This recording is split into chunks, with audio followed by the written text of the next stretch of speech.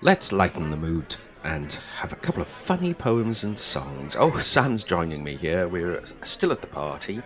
Well, I'm sure everybody here at the party already knows about Murphy's Law. But you, Tim, you probably don't know about Cole's Law, am I right? What's Cole's Law? It's thinly sliced cabbage. Sometimes it has vinaigrette or mayonnaise. Sam, would you like a drink? Oh, thanks, Tim, yes. I'll have a double entendre. You know, Tim, it's always hard to explain puns to kleptomaniacs because they're always taking things literally. Oh, these sausage rolls are delicious. Oh, don't look at me like that, Tim. Did you know that studies show that women who carry extra weight live longer than men who bring it up? Hey, Tim, I bet you don't know the difference between ignorance and apathy. I don't know and I don't care. Oh. Sam, what happened to your face? Oh, that was makeup. Ah, what's your excuse? Oh, nice. Did you just laugh at your own joke? Yep. You would too if you could do jokes. If I could play the drums, I'd do a... Maureen will tell us of her Christmas cooking routine. Christmas cheating. Buy the very best Christmas pudding available and prick it all over with a skewer. Then pour plenty of brandy or rum into it and wrap it tightly in cooking foil. If you have time, repeat this process over a few days. The best quality bought Christmas cake can be treated in the same way as Christmas pudding. Turn the cake upside down and pierce it all over with a skewer. Then trickle plenty of brandy over the surface. Wrap the cake in cooking foil and repeat if you have time. Shop-bought mincemeat can be enlivened by adding brandy or rum as well. If you're really stuck for time, buy the best mince pies you can find. Carefully lift off their lids and spoon a little brandy over the filling. Serve homemade brandy or rum butter with the warmed pies. Cheers. Merry Christmas. Well, while Maureen has a little lie down, we'll consider someone who we've lost over the last couple of years, and in particular, Victoria Wood. I'm sure we've all loved listening to Victoria, especially at Christmas. Such a warm and funny person who made us laugh at the ordinary, everyday things of life. Here is Sam with one of Victoria's lesser-known pieces. Christmas Eve in the Crescent by Victoria Wood. It was Christmas Eve in the Crescent, all the children were in their pyjamas. All the parents were snappy, tense and unhappy, except two who were in the Bahamas. A child lay asleep in his bedroom. He was horribly red-faced and porky. He'd caused family rifts by requesting as gifts a computer, 10 quid and a Yorkie. In the lounge sat his mother and father, in not the most pleasant of humours. Grandma was there, collapsed in a chair, having just overdosed on satsumas. It was cold in the lounge room that evening. They'd had a gas fire, but they'd lost it. It was frozen and murky, and so was the turkey. They'd left it too late to defrost it. The door of the lounge room burst open. There was Santa Claus, reeking of liquor. He said, "I'm 19 stone 2, I'd get stuck down the flue. I've come through the door 'cause it's quicker." "So what do you fancy for Christmas?" said Santa, all twinkly and merry. "A fur coat or a bike? You can choose what you like. In the meantime, bang over the sherry." Well, they couldn't decide what they wanted. A new car, a subscription to Booper, pedestal mat. Mother thought about that. Father Christmas passed out in a stupor. He was out of his brains. He was legless. The late night and the sherry had wrecked him. He lay on the floor till 3:45, when some reindeer arrived to collect him. Santa waved from the sleigh and said, "See you! Merry Christmas and be of good cheer." As he rose from the Crescent, Mum said, "Where's that present?" He said, "Oh, I'll bring it next year." There's something we can all relate to there. Here's Sam again with an amusing tale of generosity or not. The missing £5 note.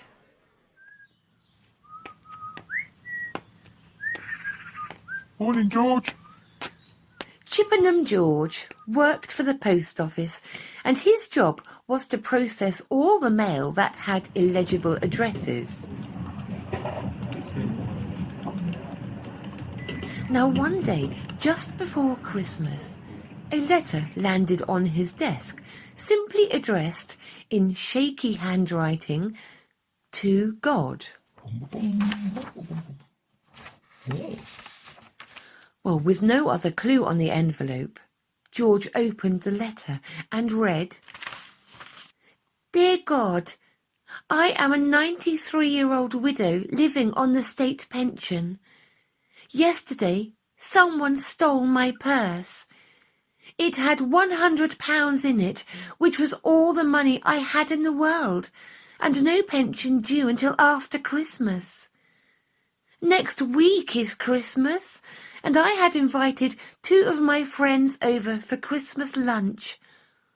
Without that money, I have nothing to buy food with.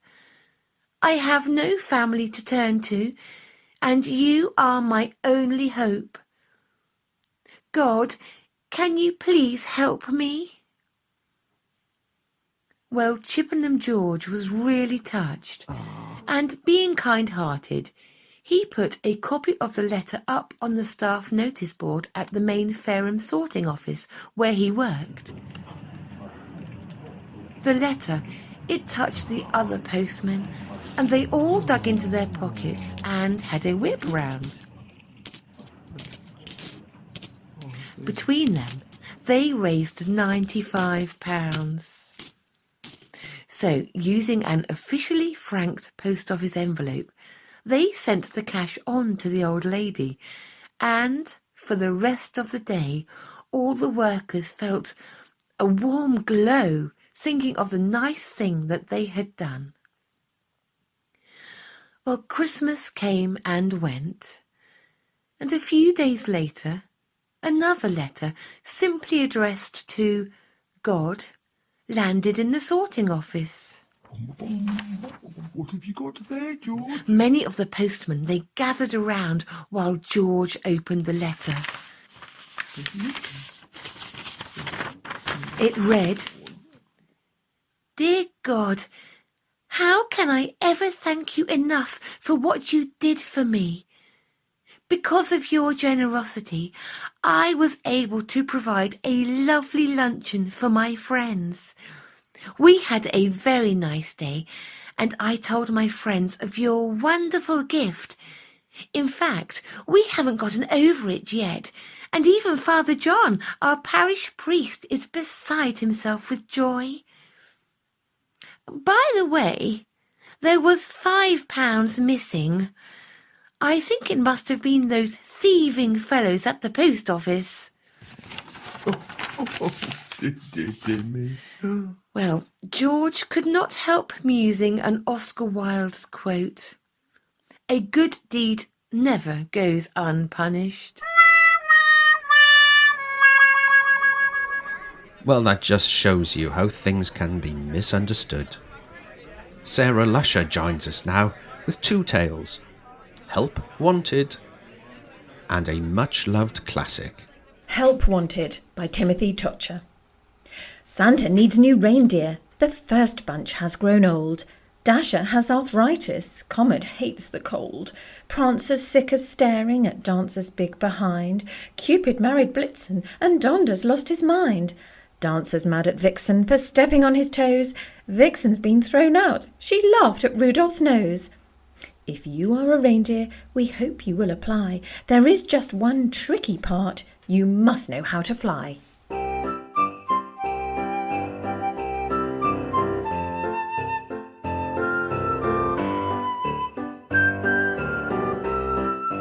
A Visit from St. Nicholas by Clement Clark Moore. 'Twas the night before Christmas, when all through the house not a creature was stirring, not even a mouse. The stockings were hung by the chimney with care, in hopes that St. Nicholas soon would be there. The children were nestled all snug in their beds, while visions of sugar plums danced in their heads. And Mamma in her kerchief and I in my cap had just settled our brains for a long winter's nap, when out on the lawn there arose such a clatter, I sprang from my bed to see what was the matter. Away to the window I flew like a flash, tore open the shutters and threw up the sash. The moon on the breast of the new-fallen snow gave a lustre of midday to objects below, when what to my wondering eyes did appear but a miniature sleigh and 8 tiny reindeer. With a little old driver so lively and quick, I knew in a moment he must be Saint Nick. More rapid than eagles, his coursers they came, and he whistled and shouted and called them by name. Now Dasher, now Dancer, now Prancer and Vixen, on Comet, on Cupid, on Donner and Blitzen. To the top of the porch, to the top of the wall, now dash away, dash away, dash away all. As leaves that before the wild hurricane fly, when they meet with an obstacle, mount to the sky, so up to the housetop the coursers they flew, with the sleigh full of toys and St. Nicholas too. And then in a twinkling I heard on the roof the prancing and pawing of each little hoof. As I drew in my head and was turning around, down the chimneys St. Nicholas came with a bound. He was dressed all in fur from his head to his foot, and his clothes were all tarnished with ashes and soot. A bundle of toys he had flung on his back, and he looked like a peddler just opening his pack. His eyes, how they twinkled, his dimples how merry, his cheeks were like roses, his nose like a cherry. His droll little mouth was drawn up like a bow, and the beard on his chin was as white as the snow. The stump of a pipe he held tight in his teeth, and the smoke it encircled his head like a wreath. He had a broad face and a little round belly that shook when he laughed like a bowl full of jelly. He was chubby and plump and a right jolly old elf, and I laughed when I saw him in spite of myself. A wink of his eye and a twist of his head soon gave me to know I had nothing to dread. He spoke not a word, but went straight to his work and filled all the stockings, then turned with a jerk, and laying his finger aside of his nose and giving a nod, up the chimney he rose. He sprang to his sleigh, to his team gave a whistle, and away they all flew like the down of a thistle. But I heard him exclaim, ere he drove out of sight, "Happy Christmas to all, and to all a good night."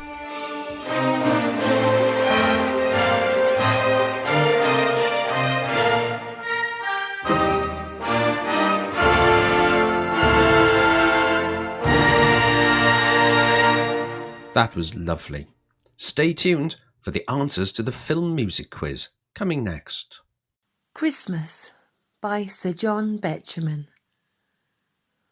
The bells of awaiting Advent ring, the tortoise stove is lit again, and lamp oil light across the night has caught the streaks of winter rain in many a stained glass window sheen, from Crimson Lake to Hooker's Green.